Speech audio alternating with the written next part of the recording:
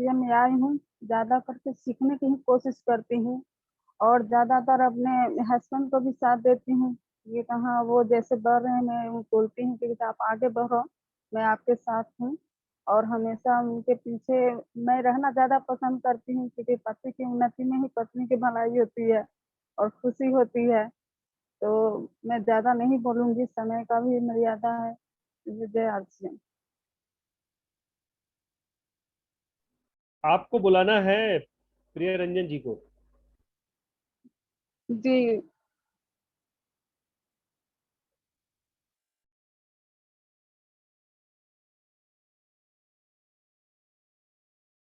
तो मैं इसी में अपने हस्बैंड को बुलाना चाहती हूँ, आरसीएम प्रिय रंजन तिवारी जी को।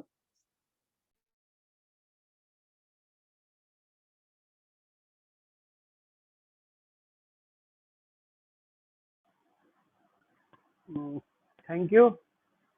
और सभी गुरुदेव को चरण बंदन। आवाज आ रही है सर? तो यस, आ रही आज है। अगर एक्चुअली दिल की बात बोलूं तो ये मेरा पहला इतने बड़े बड़े महान लोगों के सामने जो मुझे मौका मिला है बोलने के लिए, तो अंदर एक थोड़ी मतलब गुदगुदी बोलिए, घबराहट बोलिए या जो भी बोलिए, वो हो रहा है, क्योंकि आज तक इतने बड़े प्लेटफॉर्म पे मैं नहीं बोल पाया हूँ। और अभी अभी इस मार्च में मैं टेक्निकल क्वालिफाई किया हूँ। तो बहुत अलग फील हो रहा है ऐसे बोलने के लिए। तो पूरा पूरा सेशन अपने जो ग्रुप का मीटिंग होता है उसमें मैं बोलता हूँ, लेकिन यहाँ जो फीलिंग है वो कुछ अलग है। और हमको लगता है यहाँ जितने भी लोग बैठे होंगे इस दौर से, इस सिचुएशन से वो भी गुजरे होंगे।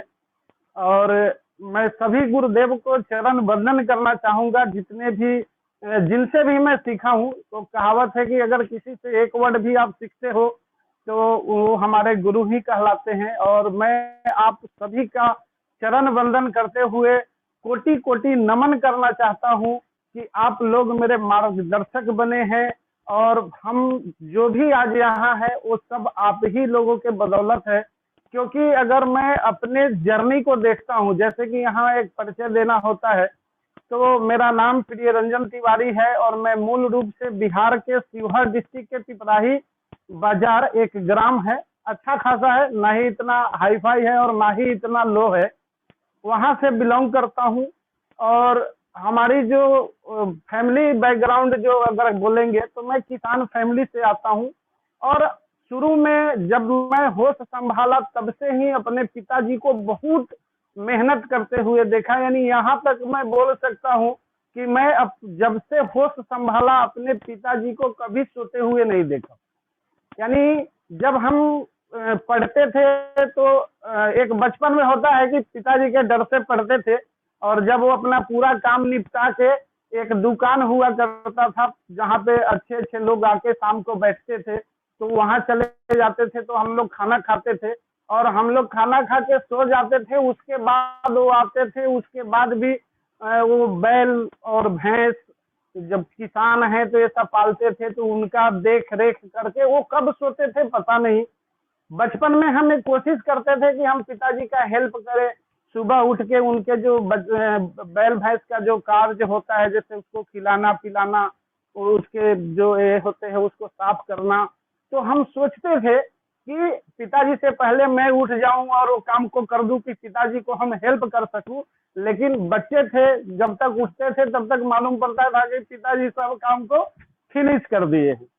तो इस ढंग से अब पढ़ाई का जब दौर आया, जब पढ़ाई करना मैं शुरू किया, तो पढ़ाई में मैं थोड़ा सा ये था कि मैं बहुत जल्दी मेरे को बुक याद हो जाता था, कविता याद हो जाता था। तो टीचर जो थे वो हमको मॉनिटर बना दिए थे।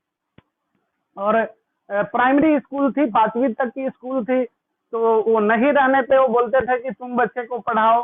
तो इस ढंग से एक बहुत अच्छा फीलिंग होता था। और मैं भी बचपन में ही सोच लिया था कि मैं पढ़ लिख के टीचर बनूंगा। और जब 94 में मैं अपना 10वीं पास किया, आईकॉम में कॉमर्स लेके जब मैं सीतामढ़ी कॉलेज में नाम लिखाया, तो उस टाइम में हमारे लालू प्रसाद जी वहाँ के मुख्यमंत्री हो गए थे। और ये हमारी नसीबी भी मैं बोल सकता हूँ कि शायद आज टीचर होता तो ये आरसीएम मुझे शायद नहीं मिल पाता। तो मेरे पिताजी, उनका एक स्लोगन था मुख्यमंत्री जी का कि भूरा बाल साफ करो। और हम ब्राह्मण से आते हैं, ब्राह्मण फैमिली से आते हैं, तो स्लोगन जो था भूरा बाल, यानी भू से भूमिहार, र से राजपूत, ब से बाभन और ल से लाला जी।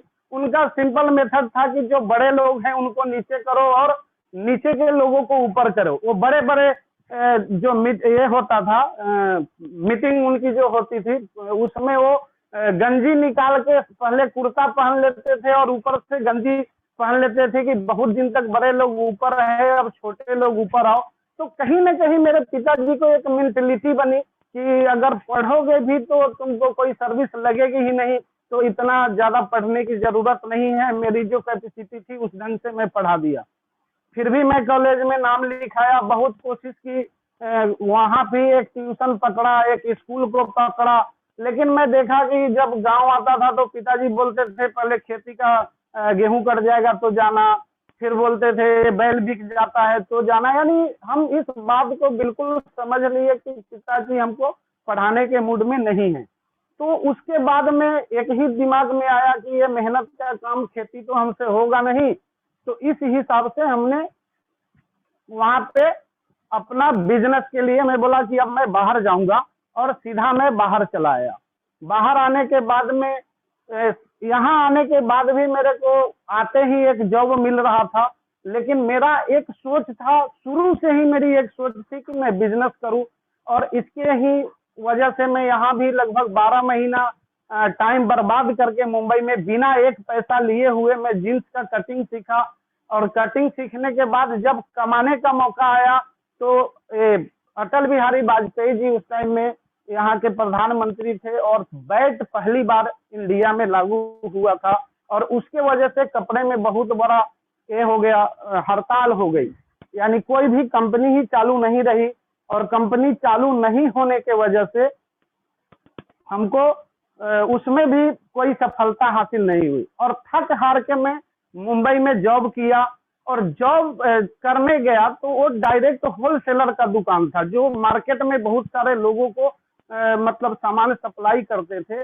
और वहां से मेरे माइंड में बिजनेस क्लिक किया कि बिजनेस क्या होता है। जब मैं अपने सेठ का एक दिन का इनकम जोड़ता था तो ऐसा लगता था कि मतलब ये समझ में आता था कि वो क्या कमाते थे। एक एक दिन का उनका इनकम 20-20 हजार, 30-30 हजार होता था। और तब हमें समझ में आया कि नहीं, बिजनेस में बहुत बड़ी ताकत है और बिजनेस करना चाहिए। उसके बाद हमने 14 महीना जॉब करने के बाद में वो जॉब रिजाइन किया, और जो कि हमारे गुप्ता सर है, उनका बक्कल का व्यापार हुआ करता था, लेडीज लोग जो बाल में लगाते हैं उसका व्यापार होता था। और 14 महीने में लगभग हमने 2 लाख रुपया जमा किया था, जो कमाया था, और उससे मैं अपना बक्कल का बिजनेस चालू किया। लेकिन वहां पर मैं इसलिए मात खा गया क्योंकि उस बिजनेस का मुझे बहुत ज्यादा नॉलेज नहीं था। और एक चीज यहाँ भी मेरे को समझ में आया कि काम वही करो जिसमें आपको नॉलेज हो। तो फिर हमने वो काम बंद किया, और 2 लाख में से लगभग 20 से 30 हजार रुपया मेरा बचा था। उस पैसे से हमने जो इलेक्ट्रॉनिक आइटम जो 14 महीना काम किया था होलसेल में, तो मेरे दिमाग में आया क्यों नहीं वही चीज मैं ला के दुकान सेल करूं। और वही जो सेल करने लगा तो मेरे बहुत अच्छा इनकम आने लगा, और एक बहुत अच्छे पिकअप पे था। तभी ये आरसीएम रूपी पवित्र सिस्टम मुझे मेरे जीवन में आया। ये बिजनेस जब जीवन में आया तो मैं सिर्फ इतना ही, जब इस बिजनेस को मैं शुरू किया तो मैं इतना ही समझ के इस बिजनेस को शुरू किया था कि सामान तो अपन कहीं ना कहीं से लेते हैं, तो क्यों नहीं यहाँ से लिया जाए। और जब इसको चालू किया, और उसी टाइम में मैं बहुत खुशकिस्मत था कि जिस एरिया में मेरा दुकान हुआ करता था होलसेल का, जहाँ मैं बैठता था, उसी पे हमारे ग्रेट गुरुदेव संजीव सर का आने का एक मौका बना। मैं तो बोलता हूँ कि भगवान की एक चमत्कार थी, नहीं तो इतना बड़ा वो शहर नहीं था, और ना ही इतने बड़े लीडर यहाँ आ सकते थे। और उसमें भी मेरे को मतलब जल्दी से बुलाया गया। मेरे पास टाइम का बहुत स्कार्सिटी थी, लेकिन हमारे शकील सर एक बहाने से बुलाए, मोबाइल के बहाने से। तब तक मोबाइल का टाइम आ गया था, और मैं चेंज करते करते मोबाइल बिजनेस में आ चुका था। मैं मोबाइल का होलसेल करता था, तो वो मेरे को बुलाया कि आप एक मोबाइल लेके आओ और उस जब मीटिंग में मैं बैठा तो वहां पे दो बातें मेरे को बहुत हिंट की। वो पहला बात ये हिंट की कि हमको लोग बोलते थे मीटिंग में चलो, मीटिंग में चलो, तो मैं मीटिंग में नहीं जाता था। और वहां जाने के बाद देखा कि वहां कुर्सी कम पड़ रहे थे। और एक चीज दूसरा देखा कि वहां 100 रुपए टिकट थी, हमसे टिकट नहीं लिया गया था। मैं मोबाइल देने के गया था, मैं तो मीटिंग सुनने ही नहीं गया था, तो हमको पैसे नहीं लगे। लेकिन बाकी जो भी लोग उसमें एंट्री मार रहे थे उनको पहले बोला जाता था कि आप 100 रुपया दो फिर अंदर जाना है। और लोग 10-10 लोगों का, हमको 10 टिकट दो, हमको 5 टिकट दो। और अंदर जाने के बाद देखा कि बैठने की जगह नहीं है। कोई सोलापुर से, कोई कोल्हापुर से, कोई कहीं से, इतनी दूर दूर से पब्लिक आई थी। और उसमें वो एक चप्पल का उदाहरण दिए थे, चप्पल फैक्ट्री का, कि एक टापू पे, ये बहुत सारे लोग इसको सुने होंगे। तो वहां पे मेरे को एनालिसिस हुआ कि नहीं, ये बिजनेस नमक तेल बेचने का बिजनेस नहीं है, ये हमारे जीवन को 90 डिग्री से मोड़ देने का बिजनेस। और वो दिन है और आज का दिन है। मैं कभी भी इस बिजनेस में पीछे मुड़ के नहीं देखा, ना ही कभी निगेटिव होता हूँ। हाँ, कभी फ्रस्ट्रेट हो जाता हूँ। लोगों को जो मैं समझाना चाहता हूँ या जो बताना चाहता हूँ वो नहीं हो पाता है, और ये आप लोगों के साथ भी होता होगा। और वहां पे बहुत सारी अपने अंदर एक झुंझलाहट, जो फ्रस्ट्रेशन होता है, वो हमारे अंदर आ जाता है। लेकिन उसमें मैं बहुत बड़ा शुक्रगुजार हूँ हम अपने साहिल सर का, शकील सर का, या हमारे ग्रेट गुरुदेव, जिनके वजह से मेरे को ये विजन मिला। मिश्रा सर जो वो बताते हैं, उनका जब मैं पहला प्रोग्राम देखा था और उस प्रोग्राम में वो बोले कि मैं एसडीओ जैसे नौकरी को रिजाइन करके बिजनेस कर रहा हूँ, उस रात में पूरी रात सो नहीं पाया था। और सर से मैं रात भर ये पूछता रहा कि सर, आज भी लोगों को विजन नहीं दिखता है, हम लोगों को समझाने जाते हैं तो वो समझने के लिए तैयार नहीं होता है। आपको इस बिजनेस में क्या दिखा जो आपने आप इतने बड़े पोस्ट को छोड़ दिए? और वो जो प्लान में बताते हैं कि खेती करना, बिजनेस करना या नौकरी करना, और आप अपने बच्चे को जीरो बनाना चाहते हो या हीरो बनाना चाहते हो, ये बात बिल्कुल मेरे को क्लिक कर गई। और उसके वजह से ही बोलिए या आप लोगों के मार्गदर्शन के वजह से। और सबसे बड़ी बात बोलूंगा, मीटिंग में जब मैं मीटिंग को पकड़ लिया तो कभी मीटिंग को छोड़ा नहीं, चाहे जो परिस्थिति आए हो। जैसा कभी कभी मेरे को ऐसा महसूस हो रहा था कि भगवान भी हमें चेक कर रहा है। जिस दिन मीटिंग नहीं होती थी उस दिन कोई ऑर्डर नहीं होता था, और जिस दिन मीटिंग होती थी उस दिन 10 जगह से ऑर्डर आते थे, हमको 5 मोबाइल दे दो, हमको 2 मोबाइल दे दो, हमको इतना है, अर्जेंट है। तो मैं इसको यही समझता था कि भगवान हमें चेक कर रहे हैं। और शायद ये चीज आप लोगों के साथ भी होता होगा कि जब कोई बड़ा मीटिंग है, जब कोई ज्यादा काम है, तो आपको दूसरा काम भी आ जाता होगा। तो मैं इसको भगवान का चैलेंज मानता था। मैं ये समझ के चलता था कि ईश्वर हमें चेक कर रहे हैं कि तू बड़े मुकाम पे जाने वाले के लायक हो कि नहीं। क्योंकि हम एक घड़ा भी खरीदते हैं सर, तो उसको ठोक बजा के देख के खरीदते हैं। और यही वो कारण रहा कि मैं मार्च में टेक्निकल क्वालिफाई कर पाया हूँ। और ज्यादा टाइम नहीं लेते हुए बस अब मैं बिल्कुल उस मैटर पे आता हूँ जो हमें दिया गया है। आज का जो सब्जेक्ट है सेलिंग स्किल, तो मैं उस पे आता हूँ। और जितना मैं यहाँ तक मानता हूँ कि मैं आपको समझा नहीं सकता हूँ। मैं खुद एक 3 साल का विद्यार्थी अपने आप को मानता हूँ, लेकिन जो मैं अनुभव किया है उस अनुभव को आप लोगों के साथ में शेयर करना चाहता हूँ और वही चीज आपको बताना चाहता हूँ। तो एक बार फिर से सभी लोगों का तहे दिल से हार्दिक अभिनंदन।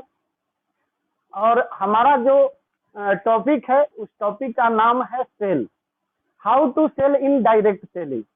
यानी डायरेक्ट सेलिंग में हम सामान को कैसे बेचे। तो इसमें जो सबसे पहला मेरे हिसाब से, सर शेयर हो रहा है क्या? यस, हो रहा। यस, तो इसमें हम जिस इंडस्ट्री में हैं, हम जिस डायरेक्ट सेलिंग के अंदर है, उस इंडस्ट्री में 2 तरह से हम सेल कर सकते हैं। एक जो है वो डायरेक्ट हम प्रोडक्ट को सेल करते हैं, और दूसरा हम डायरेक्ट सेलर का निर्माण करते हैं, डायरेक्ट सेलर बनाते हैं। ये दोनों जो है उसमें हम सेल ही करते हैं। एक जगह प्रोडक्ट सेल करते हैं और एक जगह डायरेक्ट सेलर का निर्माण करते हैं। और ये दोनों जगह हमारी अगर देखेंगे तो टाइम भी वही लगता है, मतलब समझाने का तरीका भी वही होता है। प्रोडक्ट है तो हम प्रोडक्ट बेस पे बात करते हैं, और डायरेक्ट सेलर बनाते हैं तो इस डायरेक्ट सेलर का फ्यूचर के ऊपर हम बात करते हैं। उसके बाद जो दूसरा आता है वो आता है हमारा learn to sell yourself before selling any good. यानी मेरा मानना है कि कोई भी सामान बेचने से पहले हमें खुद को बेचना सीखना चाहिए। क्योंकि जब हम किसी व्यक्ति को कोई प्रोडक्ट लेके जाते हैं देने, प्रोडक्ट की हम कितना भी विशेषता बता दें, अगर हमारे शरीर में सफाई नहीं है, हमारा शरीर साफ नहीं है, हम वेल ढंग से अपने आप को ये नहीं किए हैं, परफेक्ट करके नहीं गए हैं, तो हमारे से वो प्रोडक्ट नहीं लेगा। या किसी भी व्यक्ति को हम डायरेक्ट सेलर अगर हम बनाने जाते हैं, हम उनको उनके जीवन को बदलने की बात करते हैं, और जब हमारा खुद ही जब वो व्यक्ति हमें देखे तो उसको लगे कि वही फटे कपड़े, पुराने शर्ट या जैसे तैसे जिस भी कंडीशन में है, उस कंडीशन में अगर हम उनके पास जाते हैं और उनको हम बोलते हैं कि आपका इसमें जीवन बदल जाएगा या आपको इससे ये बेनिफिट होगा, तो कहीं ना कहीं भले वो मुंह पे वो व्यक्ति नहीं बोले, लेकिन अंदर ही अंदर वो व्यक्ति ये जरूर बोलता है कि पहले तू अपना ठीक कर लो, बाद में मैं करूंगा। तो मेरा मानना है कि सबसे पहले हमें बिल्कुल ही अपडेट होकर किसी व्यक्ति के पास जाना चाहिए। जैसे कि प्रहलाद सर एक ड्रेस कोड भी दिए थे, light shirt, dark pant, matching tie, black shoe, black belt, white socks. और मेरा मानना है कि इसमें कुछ खास खर्च नहीं होता है। बहुत सारे जो लोग हैं उनसे बात करें तो सर मैं अभी ऐसा नहीं हूँ, मैं ऐसा नहीं हूँ। बिल्कुल इस बात को आपको बिल्कुल क्लियर करना है कि हम बिजनेस में हैं, आरसीएम बिजनेस। हम बिजनेस क्यों कर बोलते हैं? बिजनेस में कुछ लगाना होता है, और ये अगर लगाने की बात बोले तो ये कुछ भी नहीं है। अगर मार्केट के बिजनेस करने जाएंगे, जो मैं किया हूँ, आपको लाखों रुपए खर्च करके भी ऐसा नहीं है कि आपको बेनिफिट होगा या नहीं। लेकिन यहाँ जो है ये हमारे टूल्स है, ये हमारे हथियार है, इसके बिना हम कोई लड़ाई नहीं लड़ सकते हैं। उसके अंदर दूसरा जो मैं मानता हूं वो है कॉन्फिडेंस, आत्मविश्वास। और बहुत सारे साथी, यहाँ तक कि मैं कपड़े के बारे में आपको बता तो रहा हूं, लेकिन मैं यहाँ कबूल कर रहा हूं बिल्कुल दिल से कि कपड़ा पहनने में मेरे को भी लगभग 1.5 से 2 साल लगे। साहिल सर एक ऑनरशिप का बिजनेस है, कोई डायरेक्ट आपको नहीं बोलता है, लेकिन धन्यवाद देना चाहूंगा मैं साहिल सर को कि वो कितनी बार मेरे को बोले कि आप अपने हुलिये हालात को ठीक करो। क्योंकि मैं जिस फील्ड में था वहां पे प्रोडक्ट से मतलब हुआ करता था, उनको रेट सस्ते होने से मतलब करता था, हम कैसे हैं क्या है, और टाइम का भी इतना स्कार्सिटी होता था कि मैं नींद भी ट्रेन में पूरा करता था। तो इस हिसाब से मेरे को भी ये कपड़े पहनने में बहुत टाइम लगा था। लेकिन मैं ये 100% बोलता हूँ कि दूसरा जो चीज है वो कॉन्फिडेंस, आत्मविश्वास।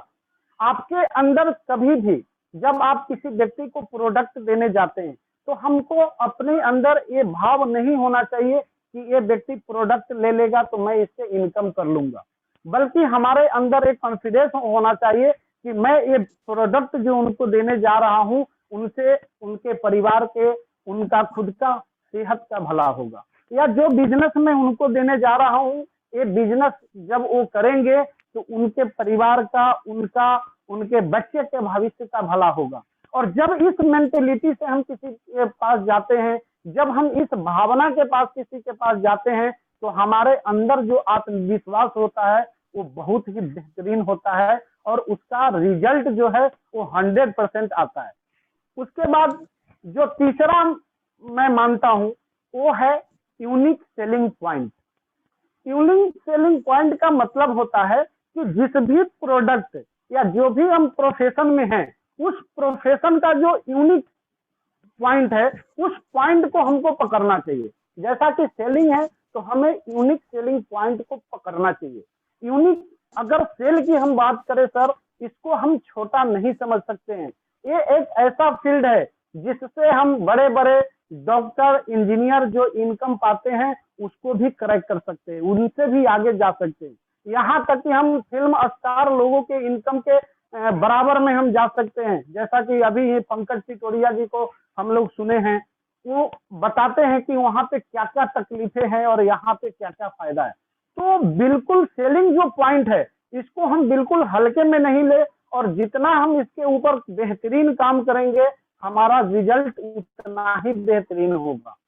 तो इसके लिए मैं एक दो आपको माध्यम बताना चाहूंगा जो कि बहुत मेरे दिल को आज भी हिंट करता है। एक मैं ऐड के बारे में आपसे बात करना चाहूंगा। आज से लगभग 5-10 साल पहले वो ऐड बहुत आया करती थी टीवी में। उस ऐड का नाम था PSPO। और जैसे ही वो ऐड टीवी पे आता था तो वो बताता था कि अरे ये PSPO नहीं जानता, और कोई भी व्यक्ति जो सुनता था वो अचंभित हो जाता था कि अरे ये PSPO क्या है। अब यहाँ ये समझने की चीज है कि वो ऐसा क्यों बोलता था। वो ऐसा इसलिए बोलता था क्योंकि वो हाइप क्रिएट करना चाहता था। वो ये चाहता था कि हमारा जो प्रोडक्ट है वो लोगों को दिमाग में जाए, लोग उसको याद रख सके। और यकीन मानिए दोस्तों, मार्केट में जितने भी एडवर्टाइज होते हैं, उस एडवर्टाइज का मकसद ही यही होता है। ब्रांड होता नहीं है सर, ब्रांड बनाया जाता है। तो इसी तरह से अब जब बिल्कुल हम गौर से उसको देखते थे तो लास्ट में वो बताता था ओरिएंट फैन, यानी ओरिएंट फैन का जो पंखा था उस पंखे का नाम था PSPO। ऐसे ही एक दूसरा फायर पैन बहुत प्रचलित हुआ था, आप टीवी में भी देखे होंगे, व्हाट्सएप में भी बहुत वीडियो वायरल हुआ था हर जगह। फायर पान जो दिल्ली का बंदा था है, आज भी होगा नो डाउट, लेकिन आज वो नहीं दिखाई देता है, लेकिन पहले उसको हम लोग बहुत देखे। वो व्यक्ति का पान का जो बनाने का और खिलाने का जो तरीका था, वो हर चीज उसमें डाल देता था और डालने के बाद उसके अंदर आग लगा के और डायरेक्ट मुंह में डाल देता था। अब इससे क्या सीखने को हमें मिलता है? क्या मार्केट में जो दूसरे लोग पान बनाते थे उनके पान में टेस्ट कम रहा होगा, उन्हीं के पान में ज्यादा टेस्ट है? क्या उससे बेहतर पान मार्केट में नहीं है?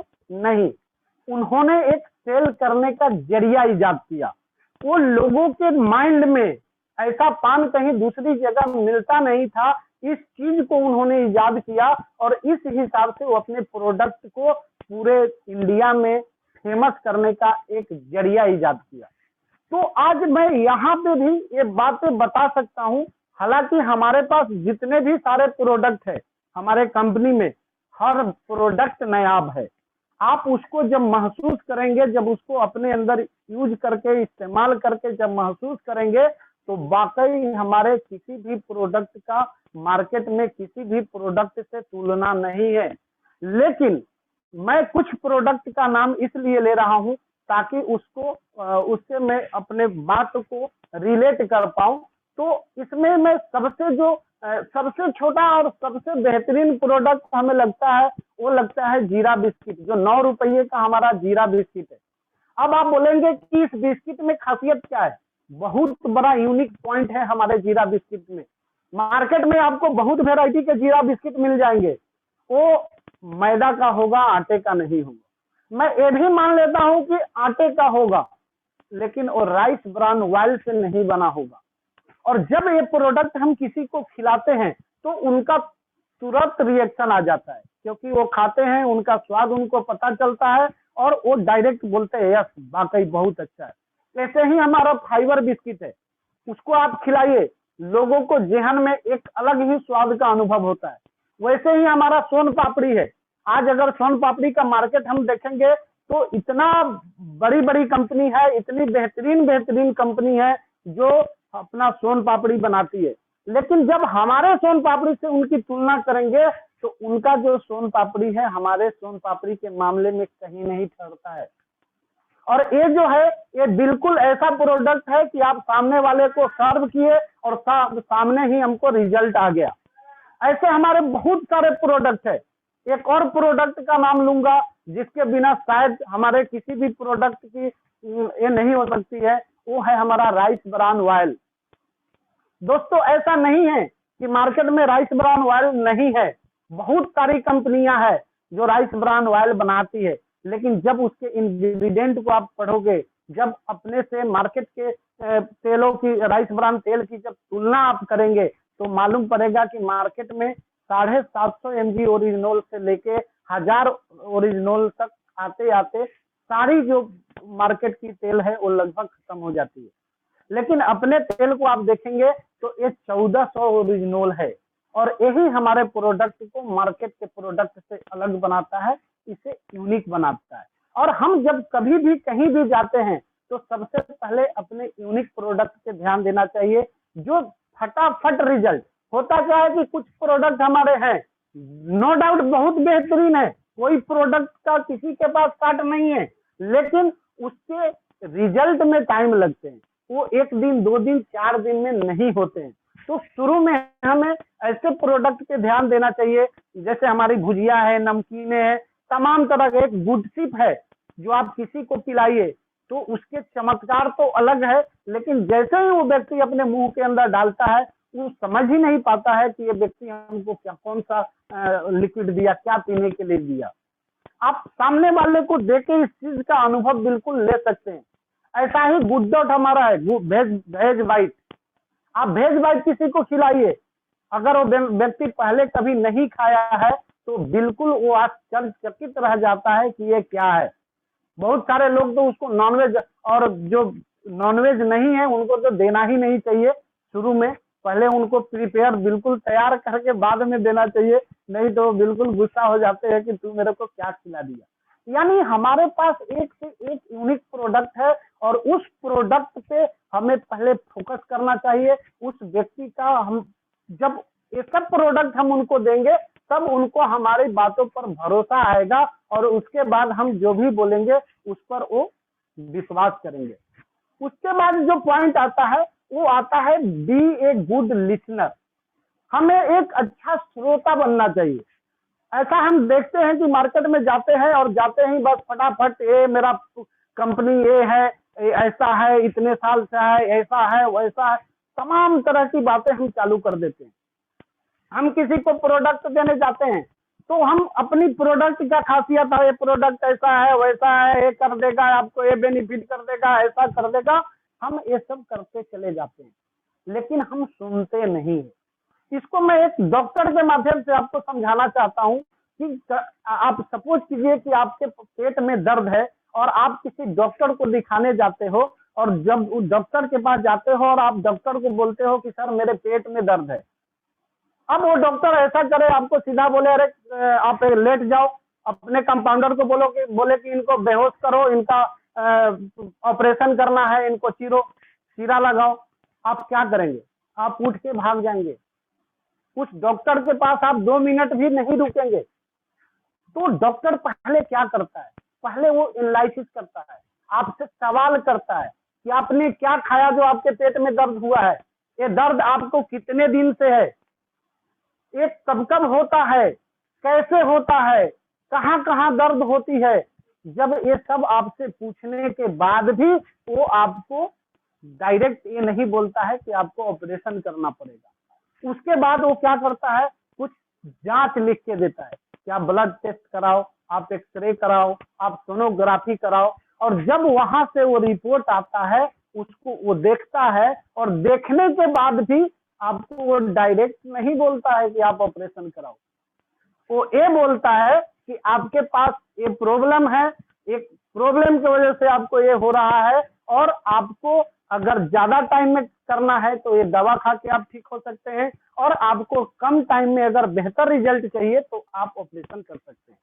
वो भी आपसे थोपता नहीं है, वो आपको सलाह देता है, आपको अपना ओपिनियन देता है, और उसके बाद हम उस चीज को महसूस करते हैं और फिर हम जैसा निर्णय लेते हैं उस हिसाब से वो काम करते हैं। तो इस तरह से हम कभी भी किसी के पास जाए तो उनसे पहले कुछ बातें करें, उनका हाल चाल जाने, वो क्या करते हैं, उनका जीवन शैली आज के डेट में कैसा है। जैसा कि अभी महामारी का दौर चल रहा है, हम उनसे बातें कर सकते हैं कि सर आज महामारी का दौर है, हर लोग अपने खर्चे से, अपने चीजों से परेशान है, काम करने के लिए टाइम नहीं मिल रहा है, लॉकडाउन में कहीं आप इधर उधर लोग जा नहीं पा रहा है, हम अपने घर चलाने से तंग है, हम परेशान हैं, दूसरा कुछ ढूंढ रहे हैं। तब वो व्यक्ति खुल के अपनी बात को बताता है। और जब आप उस व्यक्ति को सुनेंगे, जब बिल्कुल दिल से उनको सुनेंगे, तो यकीन मानिए ऐसे ऐसे आपको पॉइंट मिल जाएंगे जिससे आप बहुत बड़ा सेल क्रैक कर सकते हैं। तो सबसे पहले हमें किसी भी व्यक्ति को सुनना चाहिए, न कि फटाफट अपनी ही सुनाना चाहिए। उसके बाद आता है एक्सलेंट प्रोडक्ट नॉलेज। हमको अपने प्रोडक्ट का उत्कृष्ट ज्ञान चाहिए।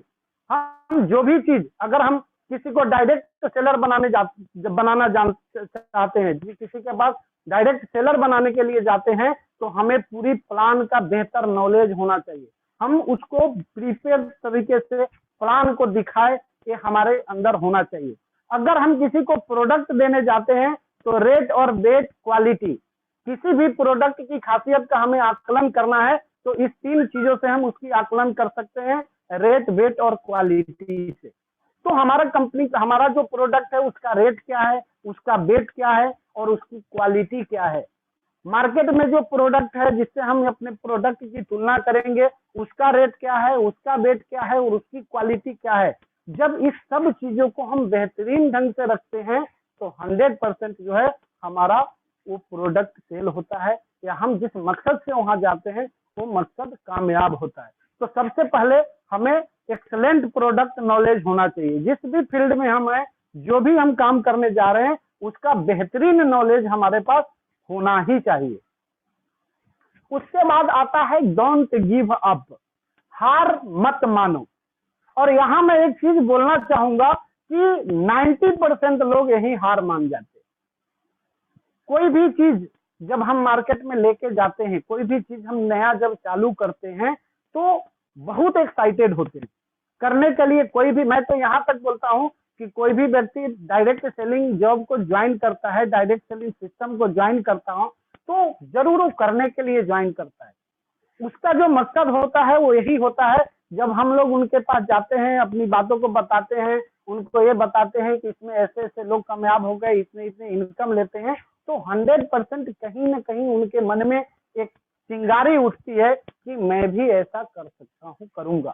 लेकिन जब वो मार्केट में जाते हैं, जब वो लोगों को अपना प्रोडक्ट या सिस्टम जब बताते हैं और जब वो रिजेक्शन देते हैं, तब वो हार जाते हैं। एक व्यक्ति के पास जाते हैं, 2 व्यक्ति के पास जाते हैं, 4 व्यक्ति के पास जाते हैं, और जब सब व्यक्ति उनको ना बोल देता है, तो वो व्यक्ति को लगता है कि ये काम मेरे लायक नहीं, यार ये मैं गलत जगह आ गया। तो यही पे ये लागू होता है, डोंट गिव अप। एक व्यक्ति बिल गेट्स जी से पूछे कि what is a sale. Bill Gates को आप सभी जानते होंगे, ये अपने वर्ल्ड के अगर समझेंगे तो पूरे वर्ल्ड में बहुत दिनों तक ये नंबर 1 रहे हैं। और इनसे एक व्यक्ति पूछे कि व्हाट इज ए सेल, तो बिल गेट्स जी बोले कि sale is not a selling job, it's a rejection job.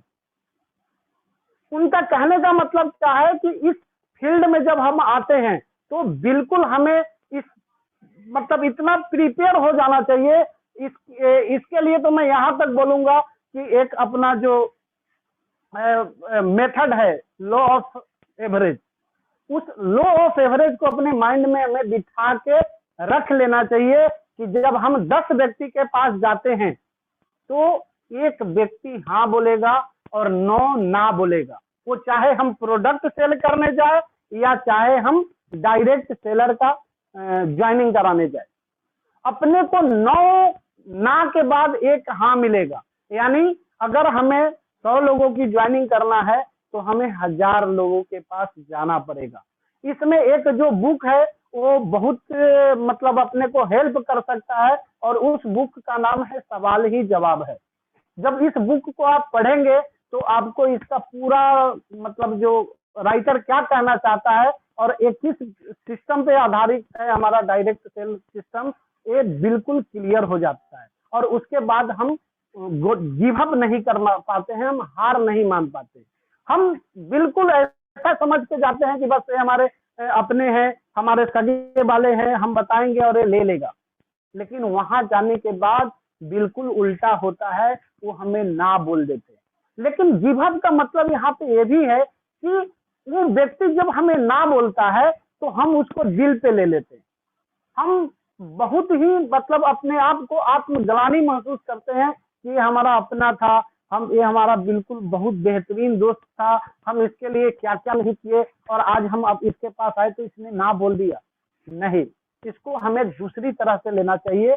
हमें इस ढंग से लेना चाहिए कि वो व्यक्ति अगर ना बोला है तो क्यों बोला है। और यहाँ पे 3 चीज बहुत ही मायने रखता है। उसमें पहला है रिजेक्शन, करेक्शन और राइट वे एक्शन। सबसे पहले जब वो व्यक्ति हमें ना बोलता है तो हमें उस तह में जाना चाहिए कि ये व्यक्ति ना क्यों बोला। क्या मैं अपने प्रोडक्ट की बेहतरीन जानकारी इनको नहीं दे पाया? अगर नहीं दे पाया तो हमें अपने अंदर झांकने की जरूरत है और उस प्रोडक्ट से महारत हासिल करना है, उसकी गुणवत्ता पर मेरे को बेहतरीन ज्ञान लेने की जरूरत है। वैसे ही जब हम प्लान शो करने जाते हैं और जब कोई हमारा अपना व्यक्ति जब ना बोलता है तो हमें ये करना चाहिए कि हमें वो ना क्यों बोले, किस पे जाना चाहिए। ये नहीं कि वो क्यों ना बोल दिया, इस पे जाना चाहिए।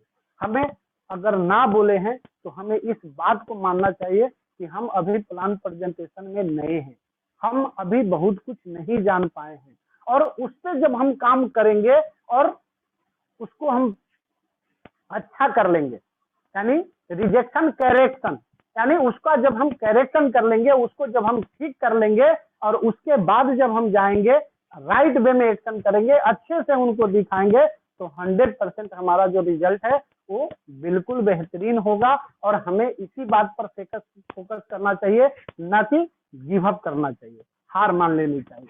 उसके बाद आता है चरित्र।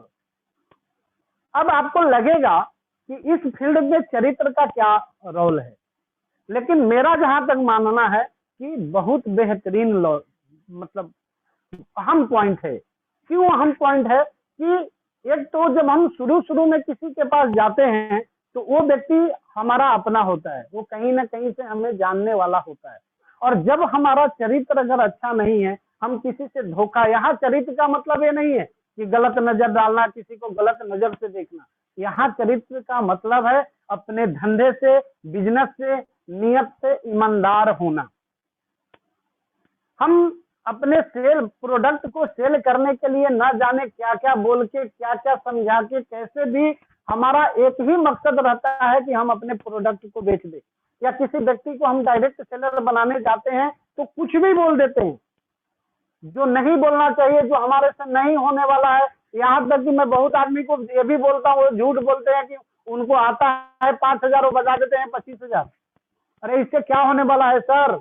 आज मान लो आपके साथ नहीं है, जिस दिन वो आपके बिजनेस में आपके साथ आएगा तो एक एक चीज उसको मालूम पड़ेगा। ये छुपने वाली बिजनेस, आज अगर इस बिजनेस के अंदर मैं आया हूं तो उसमें सबसे पहला कारण ये भी है कि हम जो मोबाइल सेक्टर में थे, मोबाइल के बिजनेस में थे, वहां हम सच चाह के भी नहीं बोल पाते थे।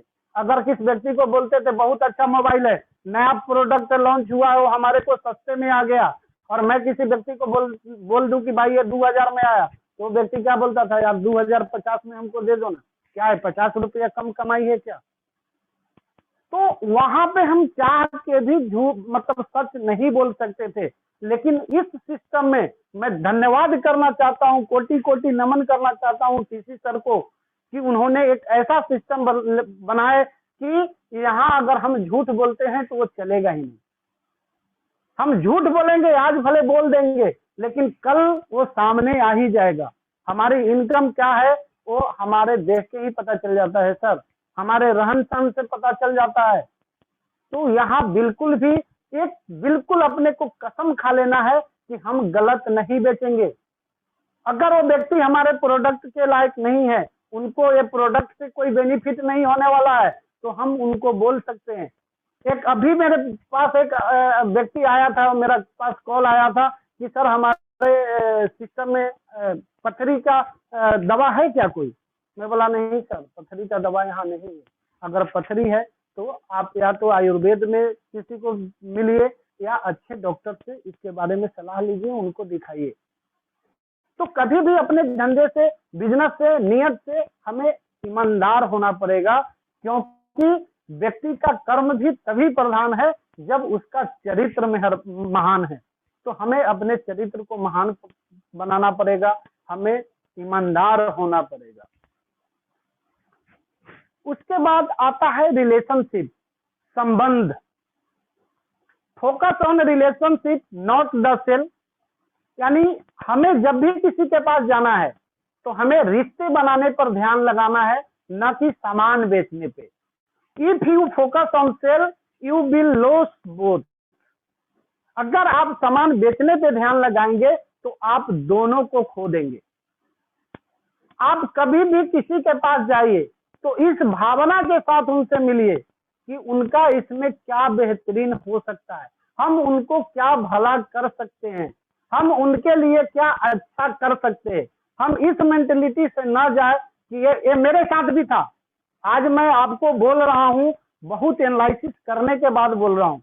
मैं जब कभी जाता था किसी को ज्वाइन करने तो मेरा एक ही मकसद होता था कि बस ये बंदा जुड़ जाए, और हम यहाँ तक कल्पना कर लेते थे कि ये बंदा जुड़ जाएगा तो मेरा नसीब चमक जाएगा। लेकिन नहीं, वो हमारी मतलब वो बोलते हैं ना, ख्याली पुलाव था, मुंगेरी लाल के सपने थे। सर आपका भाग्य कोई दूसरा नहीं बदल सकता है, हम अपनी भाग्य हम खुद बदलेंगे। और एक कोटेशन है हमारे सतीश सर का कि कामयाबी दर्द की कोख से पैदा लेती है, तो हमें वो दर्द लेना ही पड़ेगा। तो सबसे बड़ी बात क्या है कि हमें संबंध पर ध्यान देना चाहिए। हम उस व्यक्ति के साथ कोई गलत ये नहीं करे, उनको चीट नहीं करे, उनको जो सिस्टम है वही हम बताए, हम उनको बिल्कुल उनसे रिलेशन, नो डाउट वो आज नहीं जुड़ेंगे, आप रिलेशन बना के रखिए।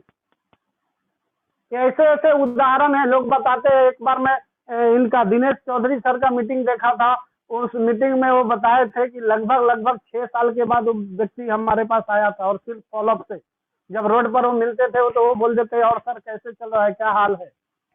और 3 साल ऐसा करने के बाद एक दिन वो उनके मिसेज के पास आया और बोला मेरा ज्वाइनिंग कर लो, लेकिन उन भाई साहब को बोल दो कि रोड पे मेरे को जहां भी देखते हैं टोके नहीं। तो कहने का मतलब क्या है कि आप रिलेशन पर फोकस कीजिए, रिलेशन बनाने पे फोकस कीजिए। आज नहीं आएंगे वो कल आएंगे, आज प्रोडक्ट नहीं लेंगे कल लेंगे, लेकिन संबंध बना रहेगा तो हम कभी भी उनके पास जा सकते हैं। हम कभी भी क्या करते हैं, अगर वो व्यक्ति नहीं ना बोल देता है तो हम दिल पे ले लेते हैं, उनसे जो बना बनाया जो मतलब रिलेशन है उसको भी खत्म कर लेते हैं। नहीं, हमें ऐसा नहीं करना है, हमें संबंध पर ध्यान देना है। हमें इसको इस ढंग से लेना है कि शायद आज मैं उनको अच्छे से नहीं समझा पाया, उनके विजन को मैं क्लियर नहीं कर पाया। अगर इस सोच के साथ हम अपने आप को मोटिवेट करेंगे तो यकीन मानिए रिजल्ट बहुत अच्छा होगा। दूसरा आता है फोकस ऑन वैल्यू एडिशन। हम किसी व्यक्ति के पास जाते हैं तो हमारा प्रोडक्ट का जो वैल्यू है वो क्या वैल्यू है, हम इस पे बात करें। हम उनको ये समझाने में कामयाब हो कि ये प्रोडक्ट लेने से उनके जीवन में क्या बेहतर होगा। मान लीजिए हम किसी व्यक्ति के घुटने में दर्द है, हम उनके पास जाते हैं तो पहले हमें रेट नहीं बताना है, हमें पहले उस प्रोडक्ट की वैल्यू बताना है। हम लोग यहाँ पर भी गलत कर जाते हैं कि बस ये प्रोडक्ट इतना है, इतने में लेना है, खाएंगे आपको ठीक हो जाएगा। नहीं, पहले हमारे प्रोडक्ट का वैल्यू क्या है, ये सामने वाले को क्या फायदा करेगा। जैसे मान लीजिए किसी व्यक्ति के घुटने में दर्द है तो हमें उनको ये समझाना है कि सर ये जो घुटना का दर्द है आज हो सकता है आपको कम है, लेकिन जैसे जैसे आपका उम्र गिरते जाएगा आपका ये दर्द बढ़ते जाएगा, और एक टाइम ऐसा आएगा कि आपको घुटने का ऑपरेशन करवाना पड़ेगा जो कि काफी कष्टदायक होता है। आपके घुटने को यहाँ से निकाला जाता है, फिर कृत्रिम घुटना वहां लगाया जाता है। इस प्रक्रिया में लगभग आपको 2-3 महीने बेड पे सोना पड़ेगा। जो दर्द का अनुभव होगा वो अलग, और उसके बाद भी इसमें 2.5 से 5 लाख रुपए का खर्च आता है। उसके बाद भी आपको डॉक्टर गारंटी नहीं देगा कि आप बिल्कुल तरह से ठीक हो पाएंगे। लेकिन हमारा प्रोडक्ट भले महंगा है, लेकिन इस प्रोडक्ट में वो खासियत है कि आपको ना ही ऑपरेशन कराने की जरूरत है, ना ही आपको बेड पे सोने की जरूरत है, ना ही आपको 4 लाख 5 लाख रुपए खर्च करने की जरूरत है, और आप बिल्कुल ही बेहतरीन ढंग से प्राकृतिक तरीके से आप स्वस्थ हो जाएंगे। और जब इस वैल्यू के ऊपर हम बात करते हैं, अपने प्रोडक्ट के वैल्यू को हम सामने वाले को समझाते हैं, तो नो डाउट वो भले भी कितना महंगा प्रोडक्ट है वो व्यक्ति जरूर लेगा। इसी तरह से जब हम किसी व्यक्ति के पास जाते हैं उनको डायरेक्ट सेलर बनाने के लिए, तो उनको ये बताइए कि ये सिस्टम आपके जीवन में क्या फायदा कर सकता है, ये प्रोडक्ट से कैसे कैसे लोग अमीर हुए हैं। जब इस चीजों पे हम बात करते हैं, जब ये बात हम उनको समझाने में समर्थ हो जाते हैं, तो बिल्कुल हमारा जो है वो सिस्टम कामयाब होता है और हम कामयाब हो जाते हैं। और एक और ऑप्शन आता है इमोशन, भावनाएं। हमारा जो देश है वो भावनाओं का देश है। यहाँ पे इमोशन बहुत काम आता है। हम सुरेंद्र वत्स सर के मुंह से सुने, यहाँ तक कि अभी तक विदेश जाने के मामले में मैं नेपाल छोड़ के कहीं नहीं जा पाया हूँ, लेकिन सुरेंद्र वत्स जी बता रहे थे कि अमेरिका जैसे देश में 10 से 15 साल में लोग अलग हो जाते हैं, मियाँ बीवी की तलाक हो जाती है। जबकि आप अगर हिंदुस्तान की बात करें तो हम अपने बीवी को 7 जन्म तक इसी बीवी को पाना चाहते हैं, या महिलाएं हैं वो अपने पति को 7 जन्म तक पाना चाहती हैं। तो ये भावनाओं का देश है, इमोशंस का देश है। तो कभी भी अपनी बातों को रखे तो उसमें कुछ कहानी, कुछ ट्विस्ट, लेकिन वो सत्यता के साथ हो। ये बिजनेस हम कर रहे हैं तो इस बिजनेस से हमारे जीवन में क्या बदलाव आया, वो बिल्कुल सत्यता के साथ हम सामने वाले के पास रखें। हम इसके प्रोडक्ट खा रहे हैं तो उस प्रोडक्ट से हमारे अंदर क्या परिवर्तन हुआ, हमारे को इस प्रोडक्ट से क्या फायदा हुआ।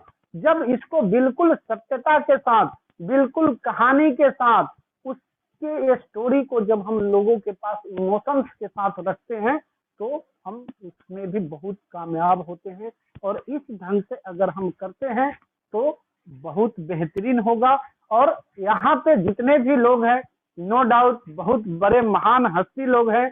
बस मैं यही बोलूंगा कि मेरे को जो अनुभव आया, मैं जितना समझ पाया हूँ वही आप लोगों को शेयर किया हूँ। और इसमें कोई भी त्रुटि हो तो इसके लिए एक छोटा सा भाई या छोटा सा शिष्य समझ के हमें माफ कीजिएगा। जय अर्जुन।